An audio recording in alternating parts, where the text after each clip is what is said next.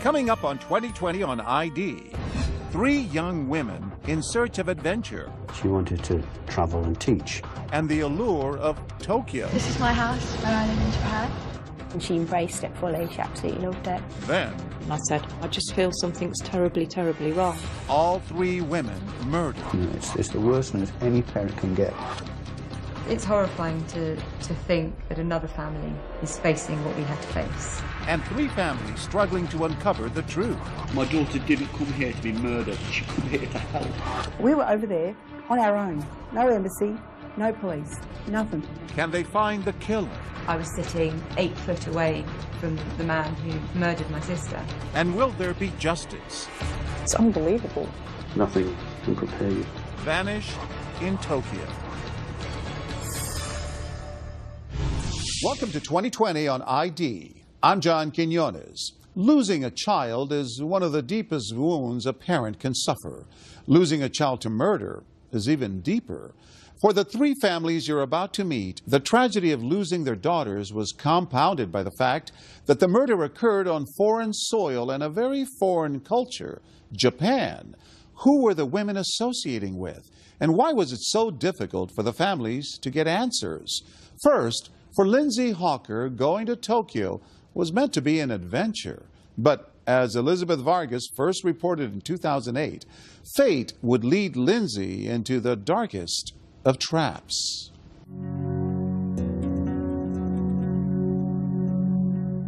Although they live an ocean away in the English village of Warwickshire, the Hawker family may seem a lot like yours. We obviously love to spend time together. You realise what things in life are important, and your love for your family and each other is definitely the most important thing. Even when we got older, we still went on holidays together, the 5 of us. We was a very close family. The Hawker family had 3 daughters. The first to go out on her own was 21-year-old Lindsay. She was a young woman, an intelligent woman. She was going out in the world of work, and we were very proud of her.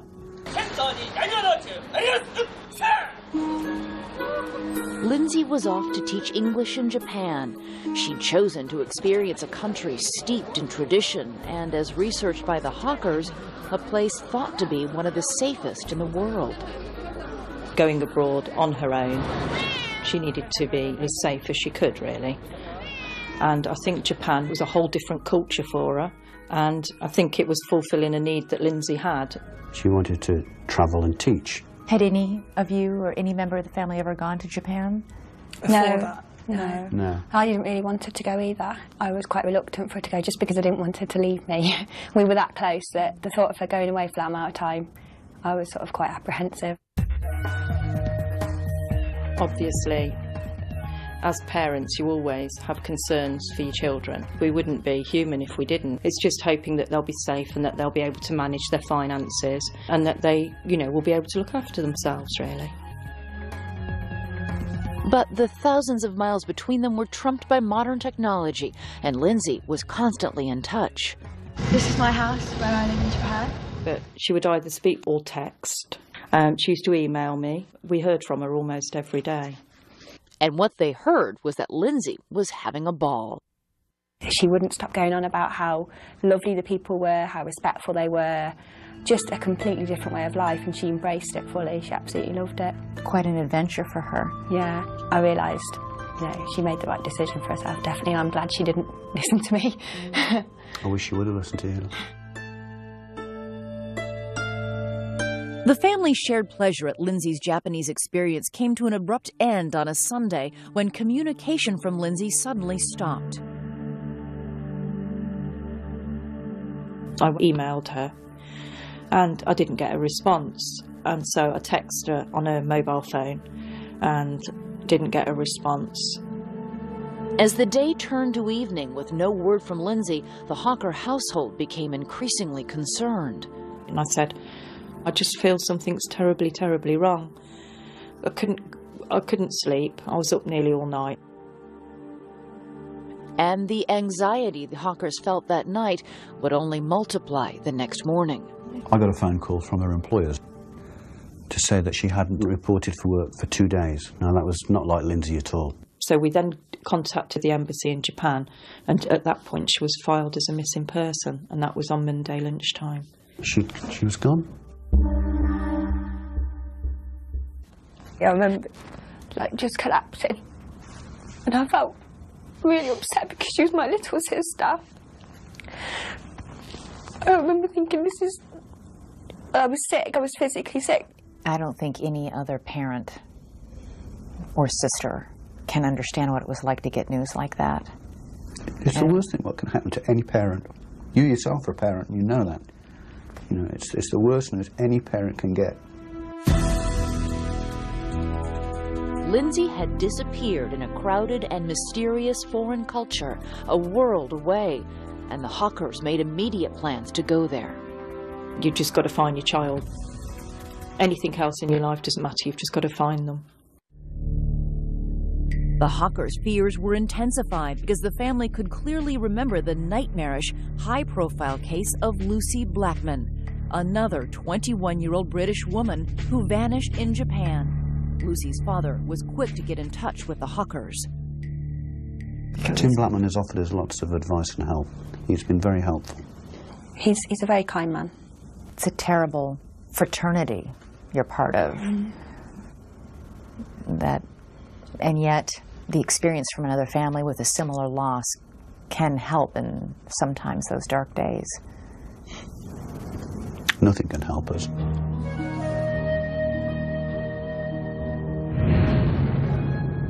The Hawkers, like the Blackmans before them, faced a personal trauma unfolding in a culture they didn't understand and in a language they didn't speak. We see echoes of what we were dealing with shining through the Hawker investigation, and I kept finding myself either up a blind alley or a door that wouldn't really open. It's horrifying to think that another family is facing what we had to face, and in such similar circumstances. 7 years earlier, Lucy's sister and father had rushed to Japan to help find her. Their first strategy had been to get the Japanese press on their side. I spoke to her about 3 weeks ago. We wanted to get them interested in Lucy's case so that on primetime TV in the evening, Lucy's face would pop up, and we were expecting somebody to ring in and say, oh yes, she's being kept in the flat across the way from me or whatever.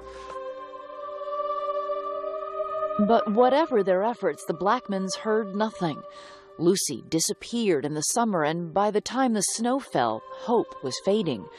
In a traumatic story that lingers to this day, the Blackmans would wait more than half a year for any answers about Lucy. For Lindsay Hawker's family, things would move much more quickly, but with a stunning similarity. Lindsay was a beautiful girl, so was Lucy Blackman. You know, they both had dreadful, dreadful crimes committed upon them. What happened to Lindsay and Lucy? Their families find out when we come back.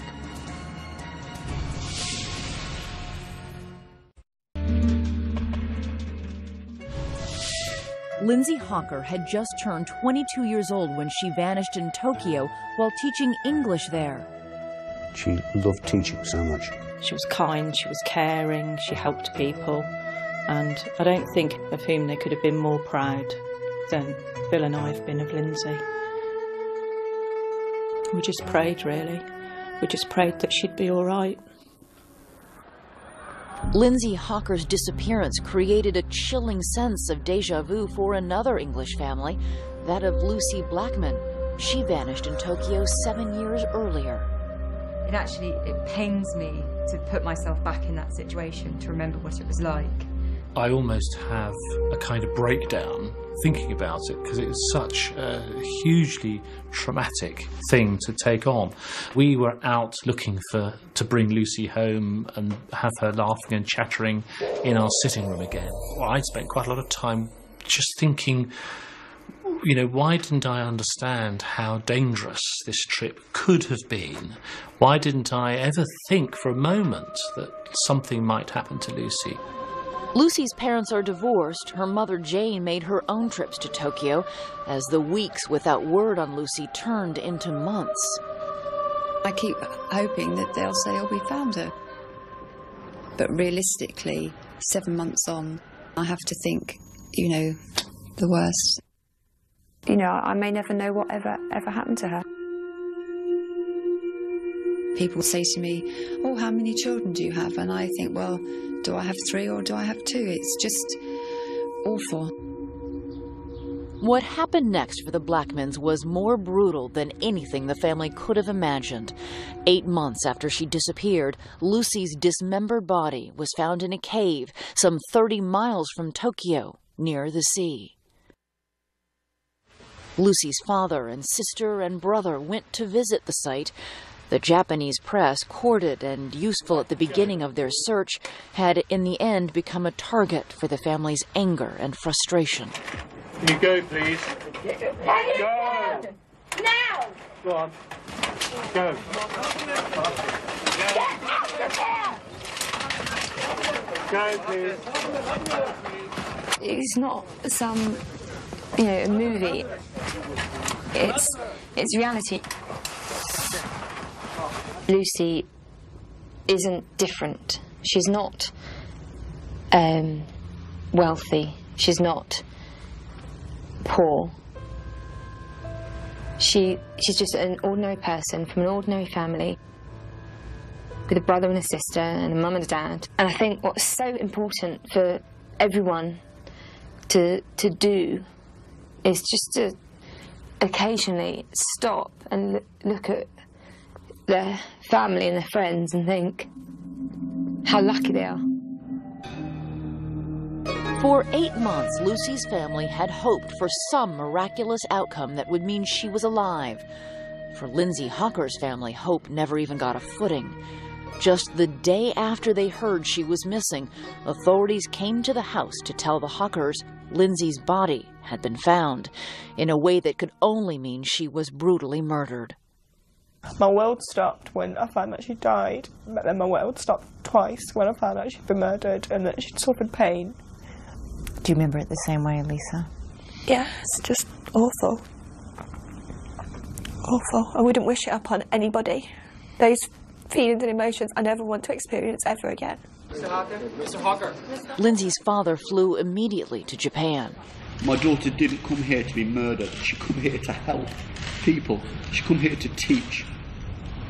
He'd gone there to bring back his daughter's body. I asked him to go and bring her home. Just promised that he'd bring her home.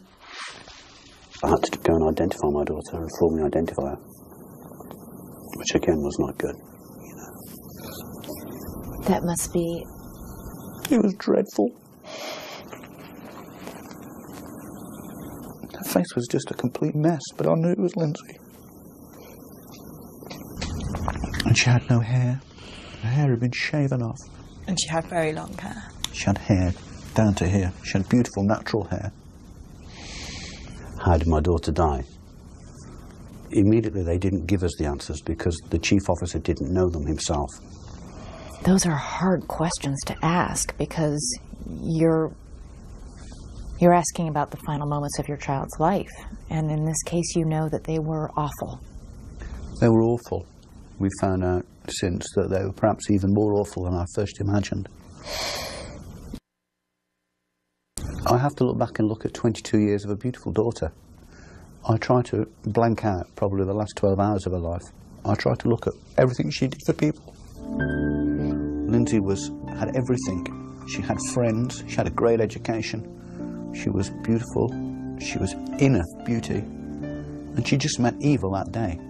She just met the most evil thing in the world. Japanese authorities now say they have a very good idea who killed Lindsay Hocker and Lucy Blackman. As 2 separate cases unraveled in Tokyo, the men targeted by police shared at least one thing in common: backgrounds of wealth and power. Stay with us.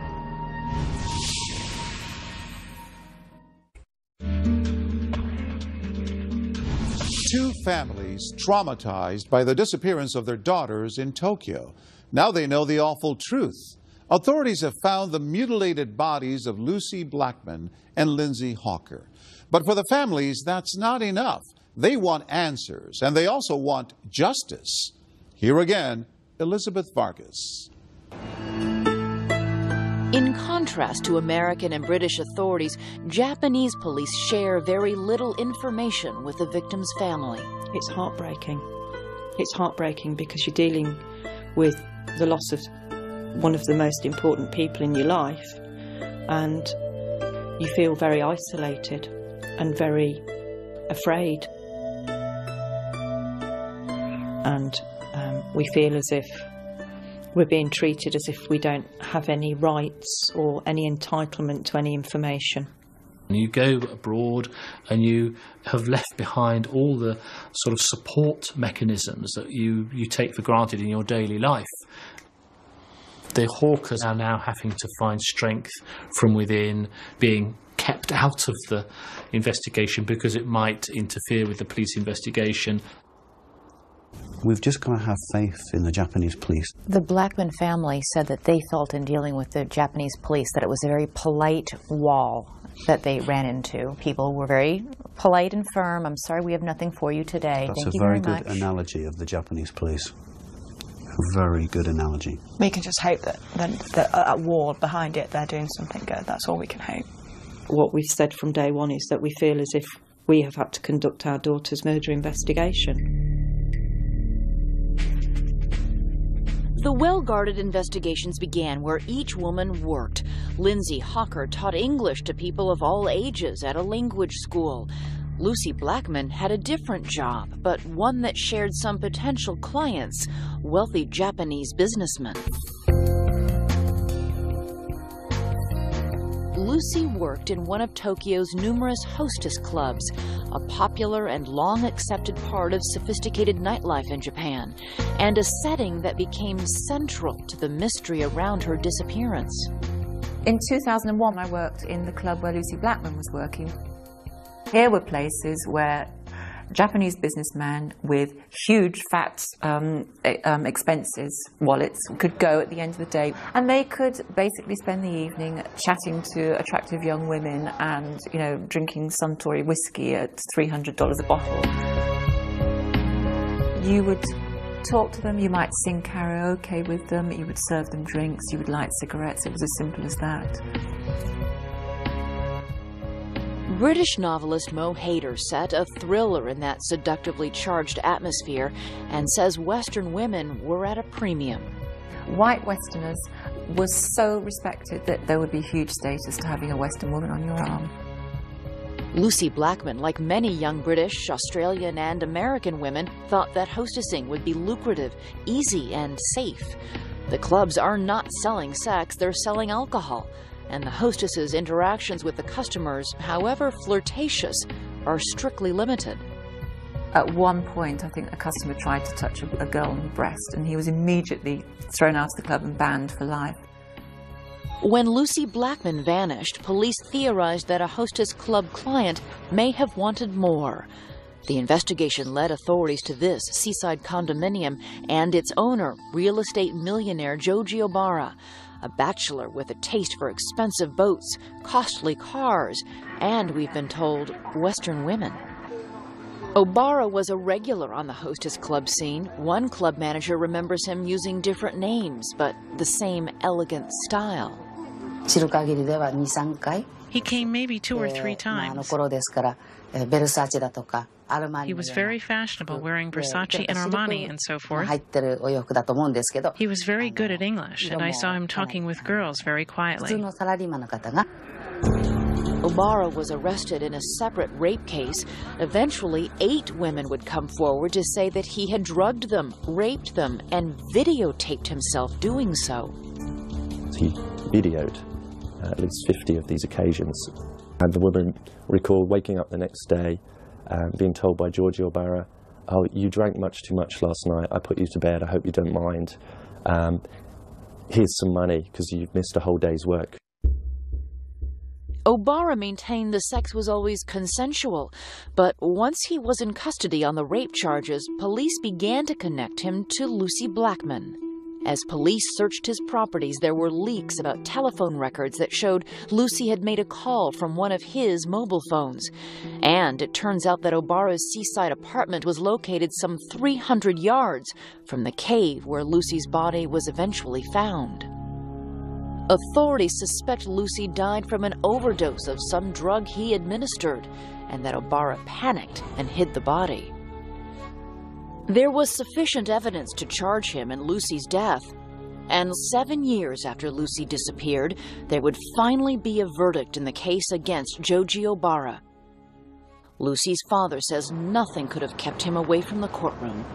And I was thinking on the way over, you do lots and lots of things for your children. You go to all sorts of ghastly school events, and you go and sit and watch them fall off the edge of the stage at some, whatever it is, and you do all these things. And I was thinking at the time that, I'm now going to this thing, which would be the final hearing trial of Lucy's killing. Coming up, a verdict in Lucy Blackman's case and the twisted tale of yet another young woman. He videotaped himself raping her, as he had all the others, hundreds, according to the police. Stay with us.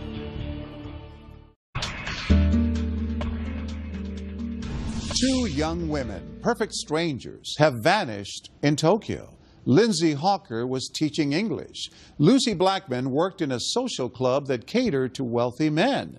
But if only they had known about a third young woman who traveled that same road before them. Once again, Elizabeth Vargas. Like parents everywhere, the Ridgeways in Claremont, Australia hoped their children's dreams would come true. Of their two daughters, Samantha and Carita, it was the younger Carita who showed specific ambitions early in life. She loved drama and play acting. The two girls would often tip up a couple of chairs and put a blanket over it and do a play, and we had to watch them. And Carita was a really lovely girl, and I just thought that she would do really well in life.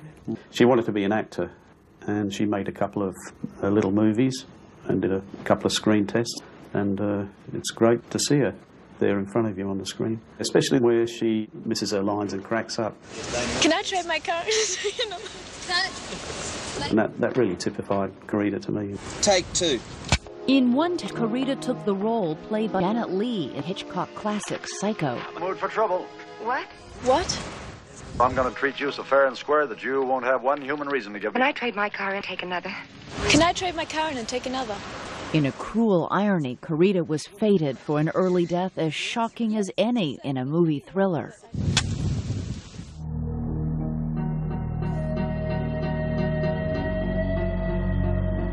When she was 21, Carita left for Tokyo to earn money for acting school. Her sister Samantha was already teaching English there, and Carita wanted to do the same. I said, just come stay with me and, we'll get you a job. There was nothing open at the time, so she just took a job that was in the newspaper. You found a job as a hostess at a club? Right, working in a hostess club. Carita worked at a club in the Ginza, Tokyo's most expensive shopping area. It felt upscale and safe. We didn't have a lot of idea about what it was. I mean, we knew that it was like talking to customers, serving them drinks and chatting. And we thought, that seems pretty harmless. Carita seemed to think it was just a laugh. It was also a job that left opportunity for sightseeing, and Carita's time in Japan was a happy one, until the night she never came home, and the phone call that came the next day. It was the hospital calling me to tell me that Carita was in the hospital suffering from food poisoning and that I should come down straight away. When you got there, what did they say? A Japanese guy by the name of Nishida dropped her off, and she was unconscious or semi-conscious, couldn't speak.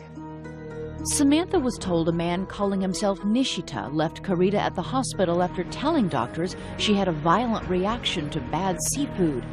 Samantha was also told her sister's condition was increasingly dire and that Carita's liver was failing. They were trying to guess how she had sustained, liver damage. But the doctors weren't saying this is foul play? Not at all. They thought it was hepatitis E, something she drank or ate while out with this fellow. The mysterious Nishida. Right. I asked her who this Nishida guy was, and I asked her what happened. She couldn't answer anything. All she did was put her hand out. She just wanted her hand held. Of all the questions Carita wasn't conscious enough to answer, the most disturbing centered on Mr. Nishida.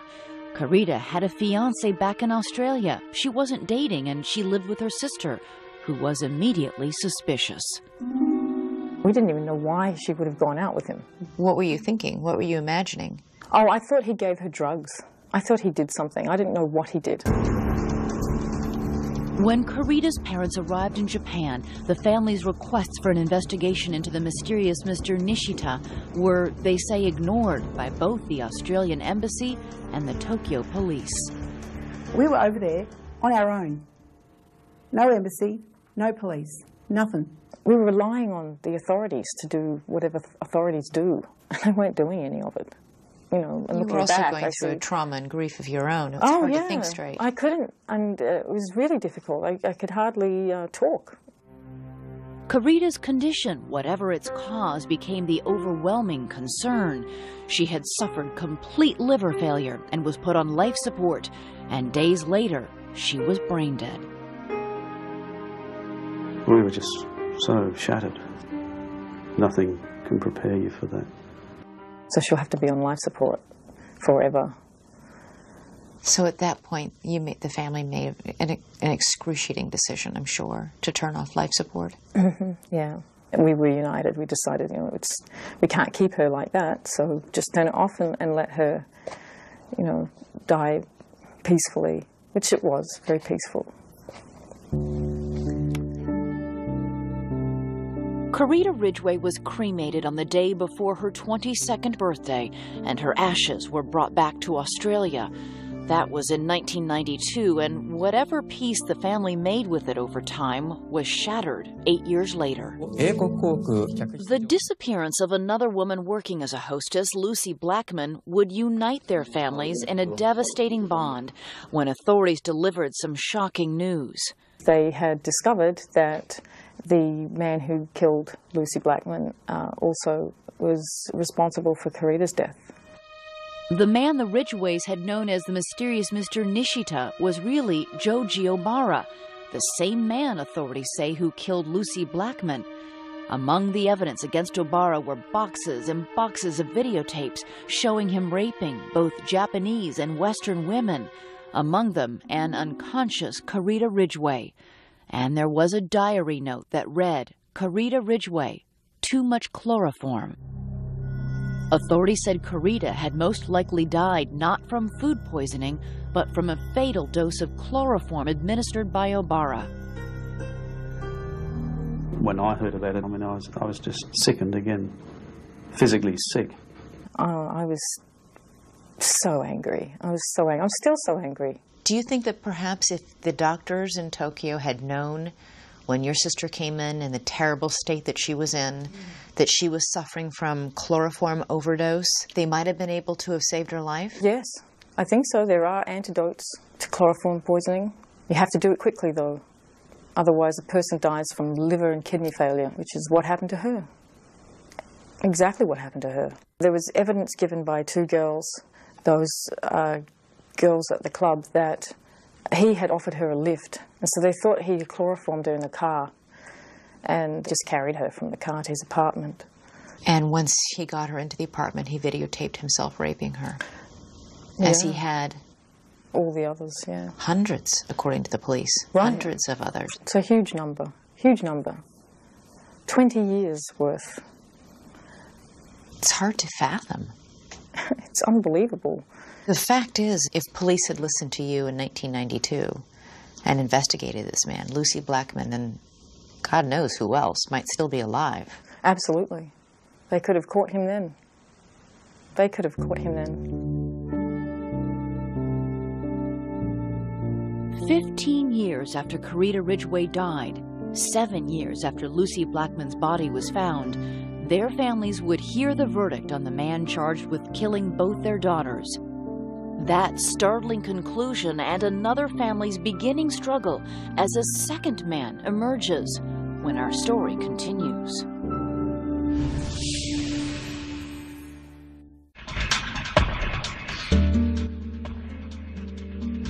Three young women moved to Tokyo for work and adventure, and all three were murdered.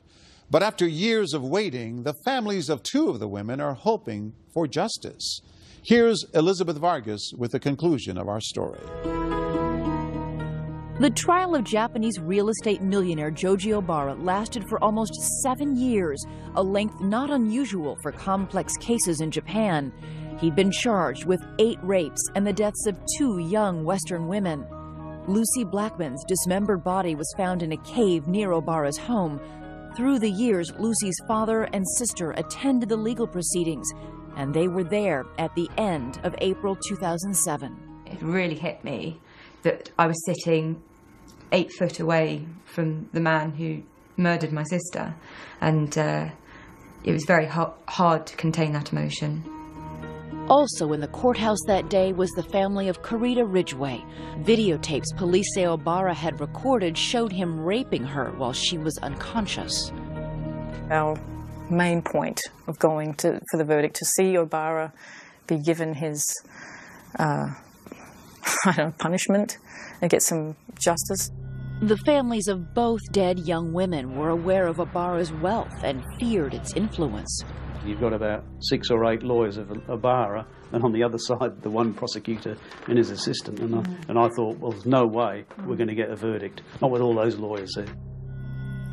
Verdicts in Japan are up to a judge, not a jury, and when they came in Joji Obara's trial, they were split, leaving one family feeling they got justice and another in shock. Not found guilty for Lucy's death. The prosecution were horrified. I mean, the Tokyo Metropolitan Police, you could hear their jaws dropping on their chest when the announcement was made in the court. They were devastated.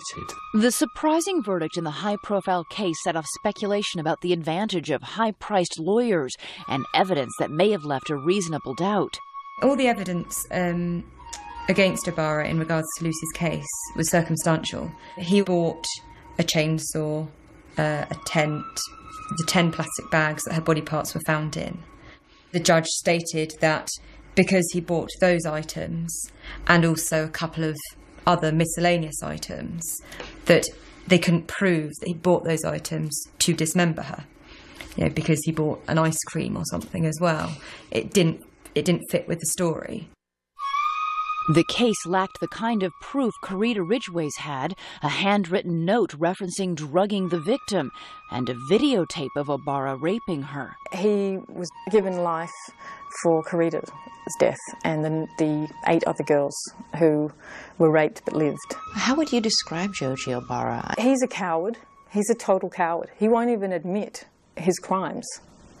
He lies constantly. He comes up with almost like a religious idea that you have to commit all of your bad acts in the first half of your life and all the good ones in the second half of your life, and just bizarre statements like that. You know, the guy's going to be in prison for life, and that's what was always important, was a justice in that way, that he would not be out on the streets. So I think I decided quite quickly that that was going to have to be sufficient. With 2 different verdicts, both families will tell you they were left without what they consider the media's most insipid cliché, closure. I've never really quite understood what closure is or what closure might be. I assume sort of closure is that you sort of come to the end of it and maybe put it down and walk away. And I've never really felt that I would be able to put Lucy down and just walk away. I think when you lose a child, there is no closure. It's just a buzzword, I suppose, perhaps to make people feel more comfortable, because there's never a day goes by that I don't think about Karita. You don't want to think that, you know, someone you love died a horrible death. It makes it so much worse. And you never really get over it. I'll probably never get over it. Every time it's brought up, emotion wells up. It's very difficult to speak. It just won't go away, really. Within a month of two families getting their verdicts in Tokyo, the family of the most recent victim, Lindsay Hawker, was just beginning its ordeal. Unlike the other cases in this story, Tokyo police had an immediate suspect in Lindsay Hawker's grisly death. Again, it was a man from a well-to-do family, a 28-year-old horticultural student named Tatsuya Ichihashi. Lindsay was teaching English in Japan, and Ichihashi had been obsessively pursuing her, asking for lessons, one day showing up outside her apartment. He apologized for his behavior of scaring her, frightening her, and he asked her again if she would teach him English. She thought he didn't worry her, he was just a bit strange, and she felt sorry for him. And she emailed back saying that she would be prepared to teach him English, but only at a public place. Lindsay told friends she'd be giving Ichihashi a lesson and arranged to meet him at a coffee shop. Security cameras there capture the last day anyone saw Lindsay Hawker, and when she vanished, Ichihashi's was the first name to surface. Our officers went to Ichihashi's apartment for questioning, based on information that Ms. Hawker saw Ichihashi recently. 9 police officers were sent. Ichihashi was leaving the apartment. Police officers asked, "Are you Tatsuya Ichihashi?" To which he responded he was, and he ran off. The police officers grabbed him, but they only grabbed his rucksack. And he was able to just dash off and melt into... I'm afraid so, yes. He caught them off guard and fled the scene. I asked them how, if there were police officers outside the flat, police officers on the fire escape, and down on the ground, they'd managed to let him get away. And apparently the police officers don't carry radios, they don't radio to one another. So the police officers who were on the ground weren't aware that he'd escaped. What happened next was the bombshell in the case. Searching the apartment Ichihashi occupied, police found Lindsay Hawker's body, bruised and with her head shaved.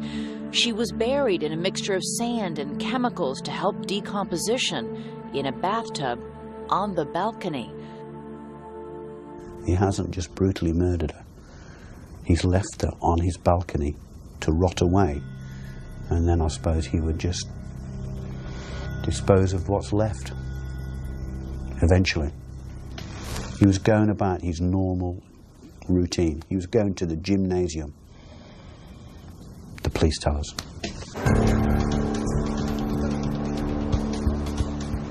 Ichihashi escaped into the vastness of Tokyo. Police think he may be working under a false ID, living as a street person, or in disguise. And they told us finding him is a top priority.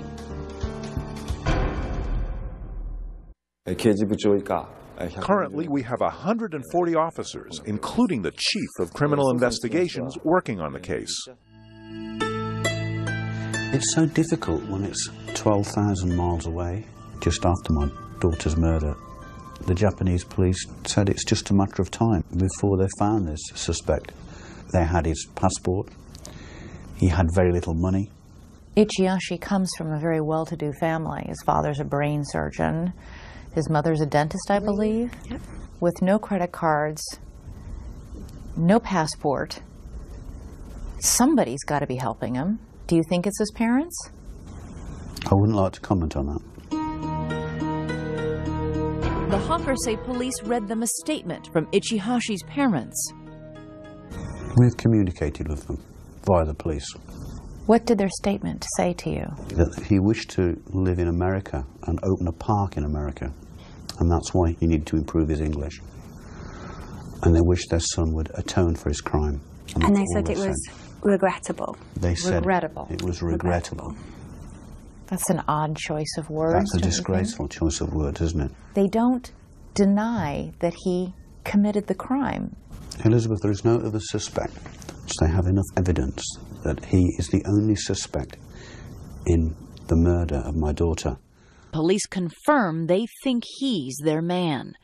When Mr. Bill Hawker came to Japan, he said Ichihashi put Japan to shame. Those words resonated in our hearts, and we remember them as we proceed with our investigation. We are determined to find the suspect for Ms. Lindsay.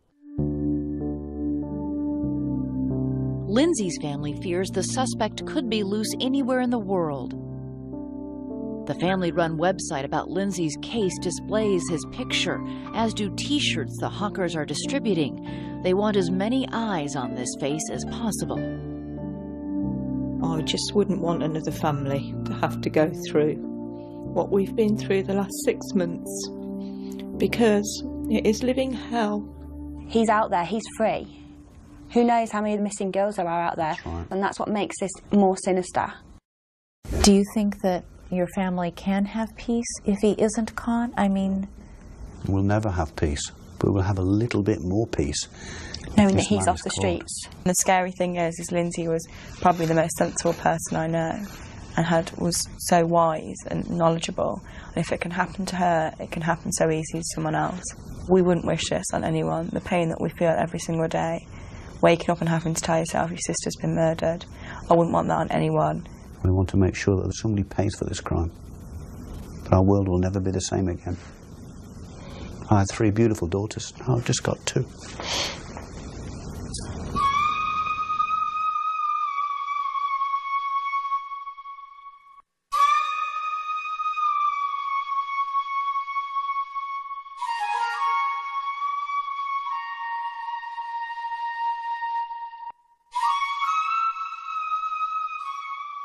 There was finally a little comfort for the Hawkers. After a 2-year manhunt, Tatsuya Ichihashi was arrested in Osaka. He had eluded authorities in part by undergoing plastic surgery. At his trial, he confessed to killing Lindsay Hawker and was convicted and sentenced to life in prison. As for the Blackman family, Japanese prosecutors later appealed Joji Obara's not guilty verdict in the death of Lucy. He was retried and found guilty in the abduction and mutilation of her body.